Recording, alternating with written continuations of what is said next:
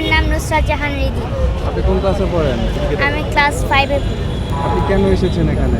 আমি এখানে নতুন রাষ্ট্রপতিকে স্বাগত জানাতে এসেছি। রাষ্ট্রপতিকে দেখেছেন? না দেখিনি, তবে আমার সামনে দিয়ে গেছে। আপনার কেমন লাগলো? আমার ভালোই ভালো লেগেছে। নতুন রাষ্ট্রপতিকে কি বলবেন?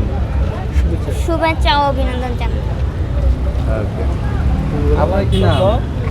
আমার নাম রিদা, আপনি কোন ক্লাসে পড়েন? ক্লাস 4-এ। আপনি কেন এসেছেন? আমি এসেছি রাষ্ট্রপতিকে শুভেচ্ছা জানাইতে। রাষ্ট্রপতিকে দেখেছেন?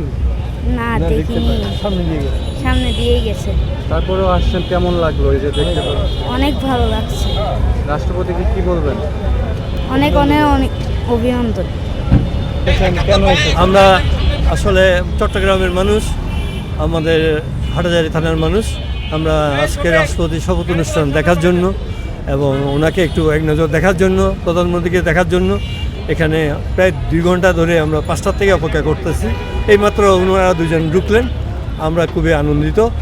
23তম রাষ্ট্রপতি, আমাদের মনে হচ্ছে গণতান্ত্রিক রাষ্ট্রপতি এবং আমাদের অনেক পুরো বাংলাদেশের একজন জনপ্রিয় ব্যক্তি এবং সম্মানিত ব্যক্তি আজকে রাষ্ট্রপতি হিসেবে শপথ নেবেন। এটা নিয়ে এসেছেন? আমি আমার 2 ছেলে এবং মেয়েকে নিয়ে আসছি। ছেলে মেয়েদের নিয়ে আসার কি উদ্দেশ্য? ছোট ছোট বাচ্চা? না, এটা হলো শিক্ষার জন্য, মূলত শিক্ষার জন্য। দেশের রাষ্ট্রপতি এবং প্রেসিডেন্ট, প্রধানমন্ত্রী, ওরা দুজনকে ওরা কেমন, বঙ্গভবন কেমন, এটা অভিজ্ঞতা নেওয়ার জন্য এবং শিক্ষা অর্জন করার জন্য নিয়ে আসছি। হ্যাঁ, অবশ্যই ইতিহাস তো সাক্ষী হয়ে থাকবে।